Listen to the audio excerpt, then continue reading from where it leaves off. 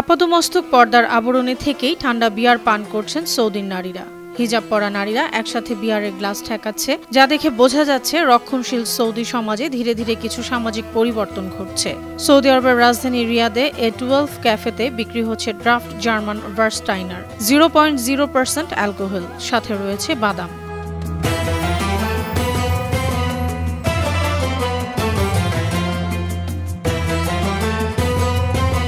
সাদা থোপ বা কালো আবায়া পরা নারীরা সেখানে বেভারেজ উপভোগ করছেন। নারীরা হিজাব সরিয়ে ঠান্ডা বিয়ার পান করছেন।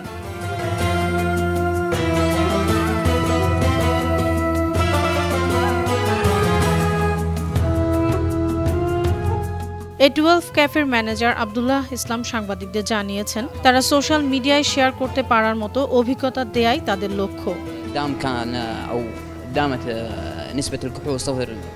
স্থানীয় সংস্কৃতি সীমার মধ্য দিয়ে এখানে আনন্দ উপভোগ করা যাবে।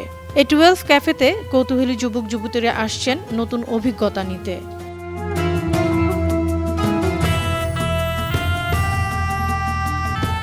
18 বছর বয়সী একজন তরুণী বলেন, শুধু বিয়ার শব্দটাই ভয় ধরিয়ে দেয়, কিন্তু আমি ভয় কাটিয়ে উঠেছি, সত্যিই সতেজ লাগে।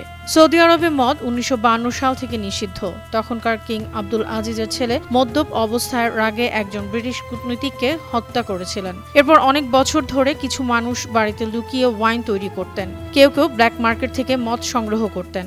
জানুয়ারি 2024-এ রিয়াদের প্রথম লিকারের দোকান খোলা হয়েছে, শুধুমাত্র অ-ইসলামিক কূটনীতিকদের জন্য। সৌদি ক্রাউন প্রিন্স মোহাম্মদ বিন সালমান ক্ষমতায় আসার পর থেকে সিনেমা হল খোলা হয়েছে, নারীদের গাড়ি চালানোর অনুমতি মিলেছে এবং বিদেশি পর্যটকদেরও স্বাগত জানানো হচ্ছে, কিন্তু অ্যালকোহল এখনও নিষিদ্ধ। এমনকি 2034 সালে বিশ্বকাপ ফুটবল আয়োজক হওয়ার পরও সৌদি আরবে অ্যালকোহল কেনাবেচা নিষিদ্ধই থাকবে।